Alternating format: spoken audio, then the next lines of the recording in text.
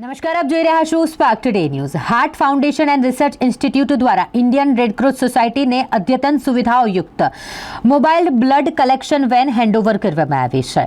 શહેર તેમજ અગર વિસ્તારોમાં બ્લડ કલેક્શન સેવાઓની પહોંચ સુધારવાના મહત્વપૂર્ણ પગલાં તરીકે Heart foundation and research institute દ્વારા ગુજરાતની સૌપ્રથમ 4 બેડવાળી મોબાઈલ બ્લડ કલેક્શન વેનનું handover Indian Red Cross Society Ahmedabad district બ્રાન્ચને કરવામાં આવ્યું। આ સંપૂર્ણ એર કન્ડિશન અને આધુનિક તબીબી સાધનોથી સજ્જ વેન અમદાવાદના શહેર અને ગ્રામ્ય વિસ્તારોમાં સ્વૈચ્છિક રક્તદાનને સબળ બનાવવા માટે તૈયાર કરવામાં આવી છે। શતાબ્દી ભવન ખાતે આ કાર્યક્રમ યોજાયો, જે દરમિયાન મોબાઈલ બ્લડ કનેક્શન વેનની ચાવીઓ હાર્ટ ફાઉન્ડેશન એન્ડ રિસર્ચ ઇન્સ્ટિટ્યૂટના ચેરમેન ડોક્ટર નીતિન શાહ દ્વારા Indian Red Cross Society Ahmedabad district બ્રાન્ચના ચેરમેન અમિત દોશીને સોંપવામાં આવી। Suman Shah, chairman Heart foundation and research institute.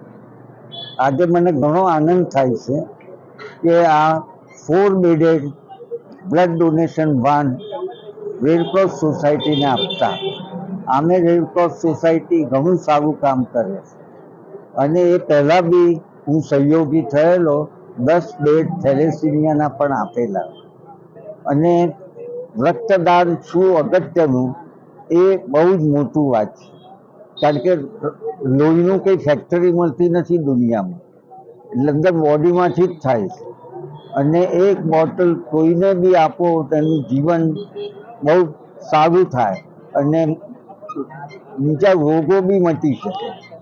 એટલે મેં નક્કી કર્યું અને ટ્રસ્ટી બોર્ડે કે 4 બેડેડ વાન આપણે આપી દાનમાં નહીં પણ વાપરવા માટે।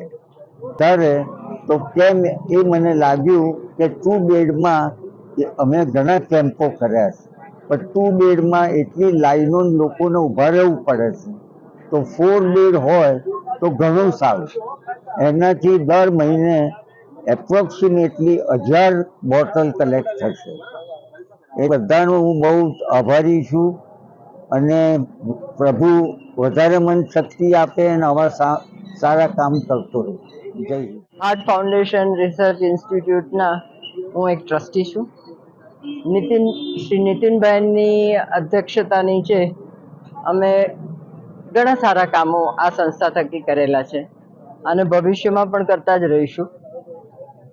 અમે એજ્યુકેશનના ધોરણે, આરોગ્યના ધોરણે અને મહિલાઓની એમ્પાવરશીપ માટે આ બધા ઘણા બધા કામ કરીએ છીએ, ઘણી બધી સંસ્થાઓ સાથે કામ કરીએ છીએ। આજનું આ જે કામ છે એક યુનિક કામ છે, જે અમારા અધ્યક્ષશ્રીએ જે અમને પણ અમારી સાથે ચર્ચા કરી અને અમલમાં લાવવાનો પ્રયત્ન કર્યો છે।